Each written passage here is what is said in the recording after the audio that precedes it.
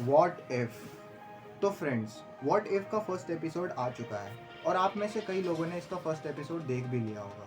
तो चलिए आज वॉट इफ़ के इस एपिसोड का ब्रेक डाउन करते हैं और ये भी देखते हैं कि स्टोरी लाइन में क्या क्या चेंजमेंट्स हुए हैं। So let's get started. Please जल्दी से चैनल को सब्सक्राइब करें और वीडियो को लाइक कर दें।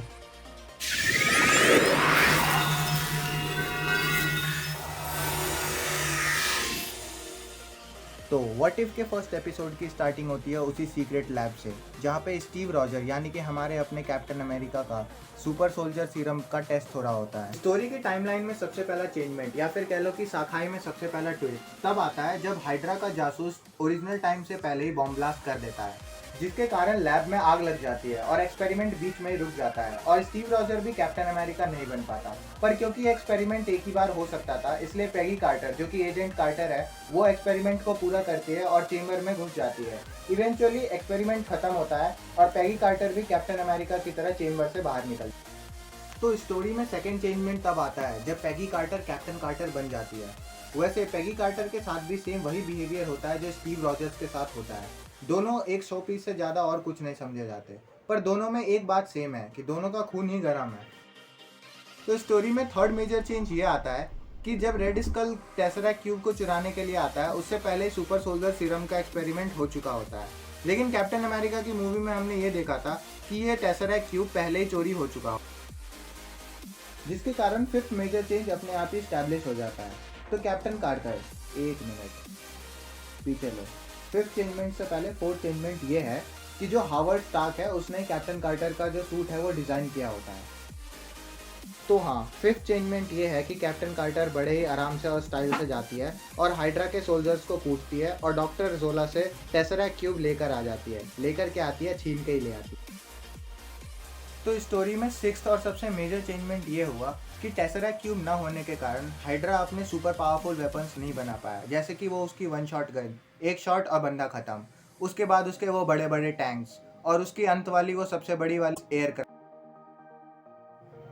तो सेवन चेंज ये है कि captain America the first Avenger में हमने ये देखा था कि कैप्टन अमेरिका कैसे हाइड्रा के बेस पे हमला करके बकी और बाकी सारे अमेरिकन सोल्जर्स को बचाने के लिए जाता है। सेम उसी तरीके से कैप्टन कार्टर भी हाइड्रा के बेस पे जाती है, लेकिन वो वहाँ ये देखती है कि बकी बाकी सारे अमेरिकन सोल्जर्स के साथ जेल में ही बंद है। लेकिन यहाँ ट्विस्ट की बात यह है कि captain America the first Avenger में हमने देखा था कि बकी डॉक्टर जोला की लेबोरेटरी में ही होता है।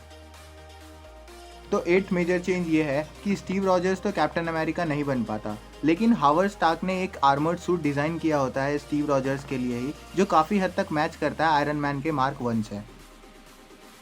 तो नाइन्थ मेजर चेंजमेंट ये है कि जैसे captain America the first Avenger में हमने देखा था कि कैप्टन अमेरिका हाइड्रा के बेसिस को उड़ा रहा होता है, उसी तरीके से पेगी कार्टर भी हाइड्रा के बेसिस को उड़ा रही होती है। लेकिन इसमें ट्विस्ट ये है कि स्टीव रॉजर्स भी उसके साथ होता है, जिसके पास हावर्ड स्टार्क का बनाया हुआ आर्मर सूट होता है।